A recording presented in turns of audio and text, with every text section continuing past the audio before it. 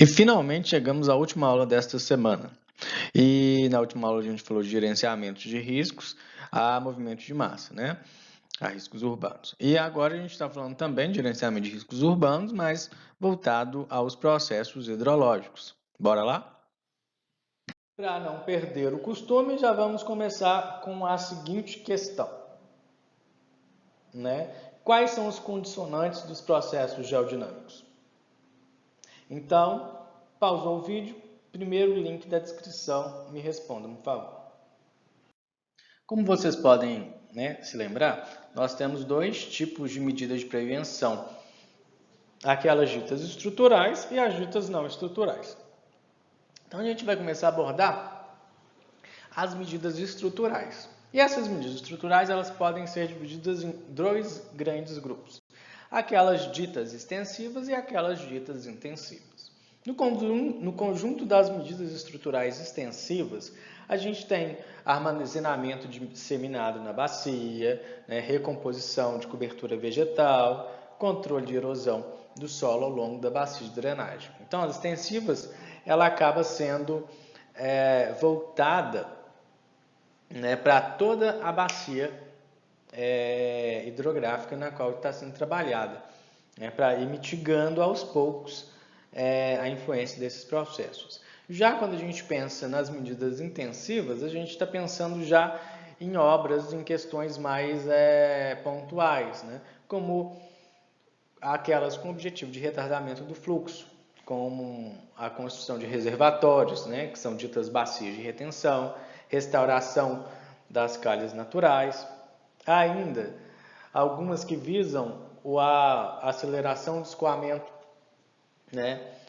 canalizando e fazendo algumas obras correlatas, lembrando que a aceleração do escoamento ela está muito relacionada à ideia de que o rio deve passar o mais rápido possível da área urbana, tá? Mas à frente a gente vai conversar um pouco melhor sobre isso.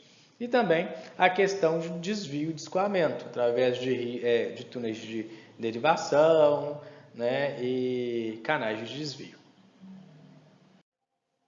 Bom, quando a gente pensa naquelas medidas ditas extensivas, como recomposição de cobertura vegetal e controle de erosão dos solos ao longo dessa bacia de drenagem, a gente muitas vezes está pensando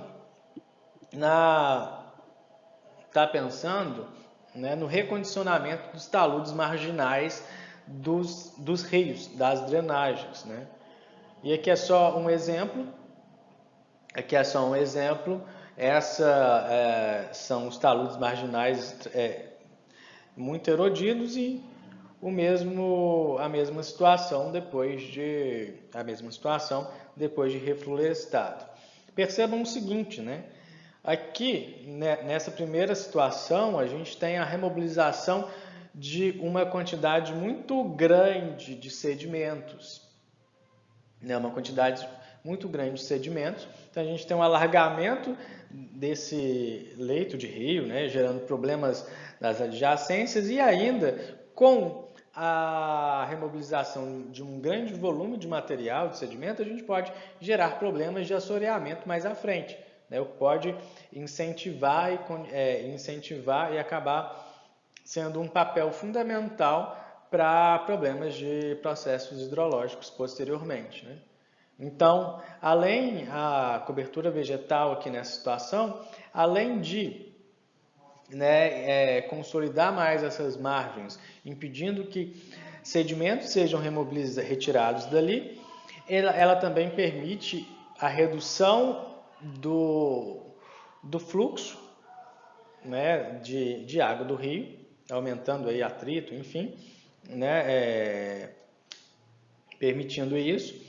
E também tendo uma função, de certa maneira, de retardar de reter sedimentos que podem ser carreados pelo rio, e além de retardar a própria velocidade do escoamento do rio. Quando se pensa agora nas medidas extensivas, como armazenamento disseminado na bacia, e ainda medidas intensivas relacionadas ao retardamento do fluxo, como construção de bacias de retenção, né, a gente tem situações como esta, né? Os armazenamentos disseminados na bacia podem ser menores, porque podem acontecer ao longo de diversos pontos nessa bacia. E aqui é um exemplo, né? Aqui é uma foto, né? Uma parte dessa obra, que é a outra parte da obra, né? Percebam que aqui a gente tem uma espécie de é um represamento, né? É uma espécie de barragem. Aqui e aqui também a gente pode observar a mesma coisa, o que permite a passagem de algum volume de água quando de uma época normal. Em épocas de chuva, né, permite exatamente isso. Retém um grande volume, né, de água em suas barragens, o que faz com que pouca água, com que uma quantidade controlada de água consiga ir para as regiões subjacentes, né, as regiões ajusantes dessas barragens. E de fato, quando a gente começa a falar realmente das bacias de retenção, a gente está falando de obras grandes, né?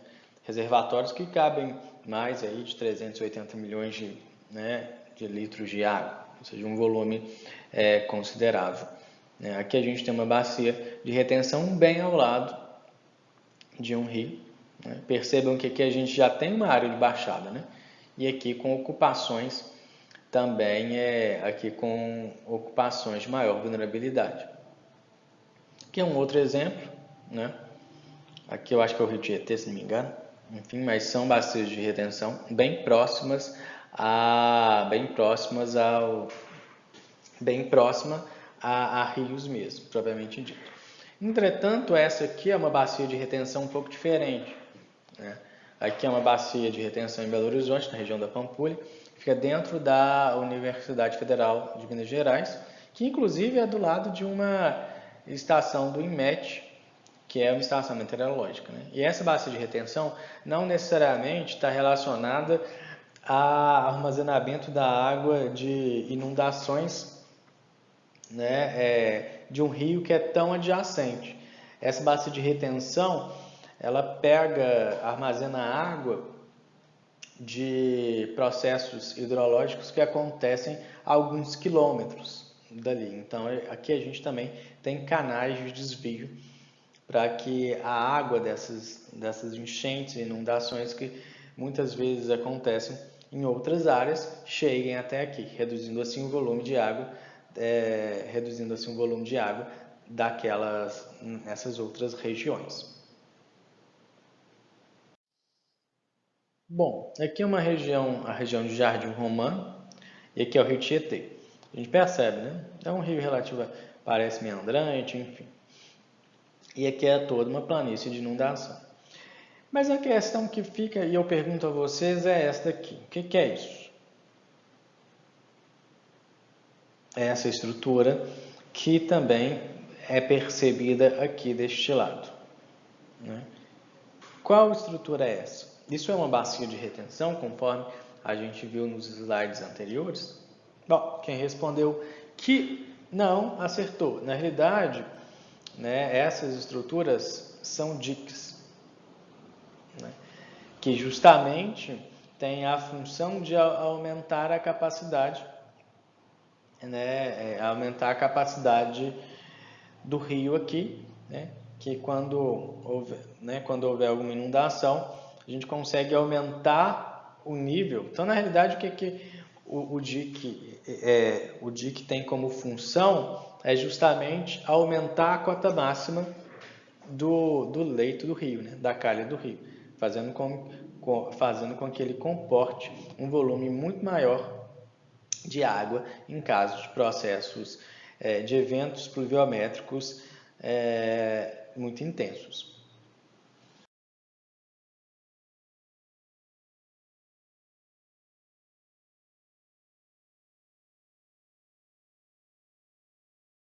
Ainda, aqui é um exemplo do vertedor da barragem de Três Marias, mas na realidade essas grandes barragens né, elas também servem como barragens reguladoras, né, em que aqui a gente tem o nível normal, aqui a gente tem o nível máximo, né, o nível do vertedor máximo, e aqui a gente tem a cota máxima dessa barragem, com algumas válvulas de regulagem.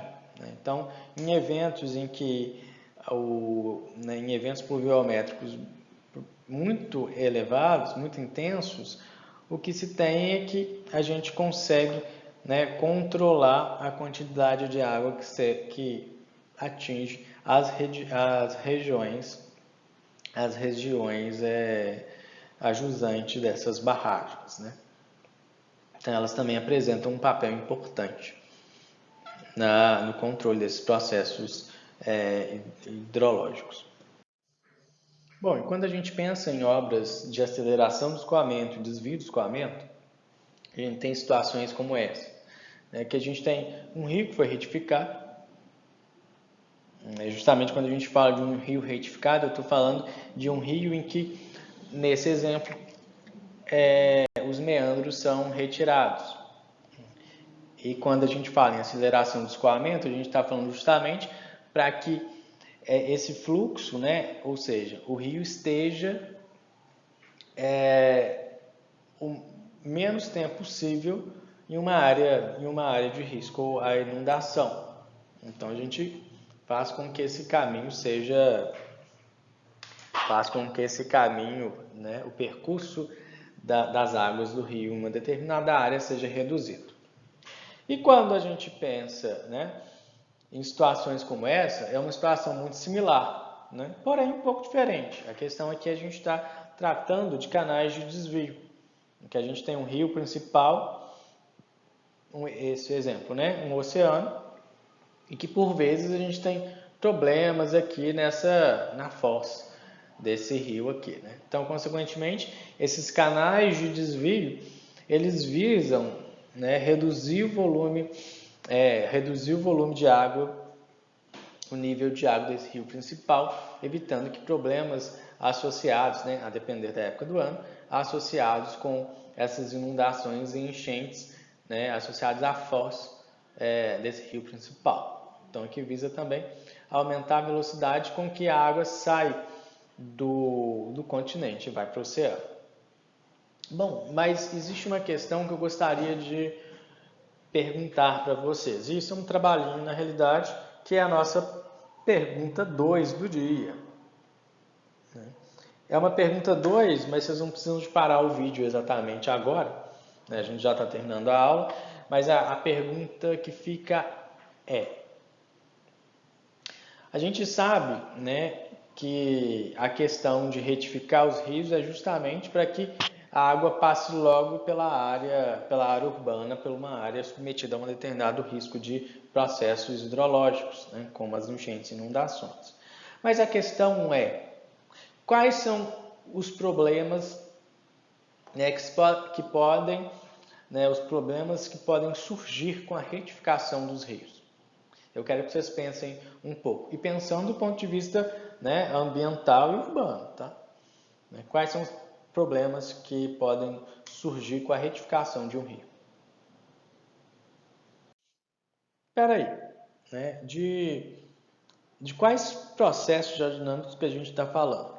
Bom, a gente está falando dos processos hidrológicos. Então, é de extrema importância que serviços de limpeza e recuperação de obras de drenagem sejam executados, né, como retirada de entulho, de lixo, de drenagens, recuperação dos sistemas de drenagem, limpeza de esgotos e acessos, né? Então pensam, olha como que a educação em relação até o jogar lixo na rua é importante, né? E obras de limpeza de canais de drenagem, enfim, seja manualmente ou com maquinário de pequeno porte, enfim, é de extrema importância isso. E também, né, a questão de obras de drenagem superficial, implantação de sistemas de drenagem superficial, né, eventual execução de acessos para pedestres, caso ocorra um processo, né, hidrológico, e também a implantação de proteção superficial vegetal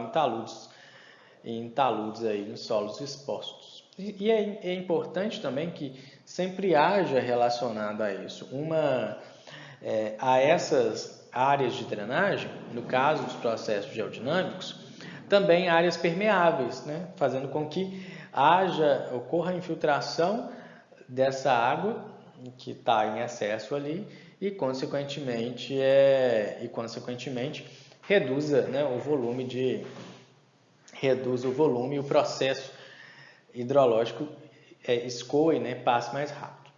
E grande parte dos agentes que intensificam esses processos estão relacionados à impermeabilização das diversas vias, né, de diversas superfícies, sobretudo as relacionadas às áreas urbanas.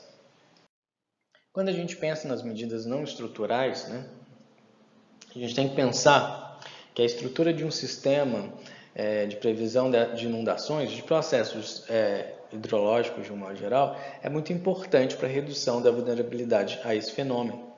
E com isso, né, é necessário a estruturação aí de sistemas de monitoramento e alerta, porque é muito importante, né, que haja um permanente monitoramento dos níveis dos rios, né, e bem como da evolução diária das condições meteorológicas. E isso vai permitir com que sejam antecipadas algumas variáveis climatológicas, né, que serão responsáveis pela ocorrência desses processos geodinâmicos.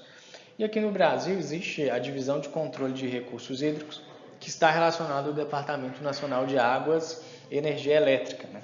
E ela é responsável pela manutenção e também por operacionalizar uma extensa rede de estações pluviométricas que são responsáveis pelo acompanhamento diário de diversas variáveis, né? E justamente, quais são as principais variáveis que são analisadas? Bom, basicamente, né, questões fluviométricas e fluviográficas, climatológicas, sobretudo as relacionadas com pluviometria e evaporometria, né, medição do caudal e descargas diárias, né, parâmetros sedimentométricos e também questões relacionadas ao controle da qualidade da água, né. Ainda não são somente essas, né, questões relacionadas aos programas de monitoramento e alerta. Também é muito importante, como medida não estrutural, levar em consideração a relevância que a cartografia geotécnica vai ter, né, através do zoneamento urbano, do zoneamento de risco, né, que é o zoneamento urbano, o zoneamento de risco, né, os produtos dessas ações serão utilizados aí como subsídio, né, para elaboração de planos de manejo do espaço físico, ações de regulamentação e controle, né, para uso e ocupação do solo e até mesmo planos de contingência. É hora de dar tchau, mas não morram de saudades. Semana que vem tem mais.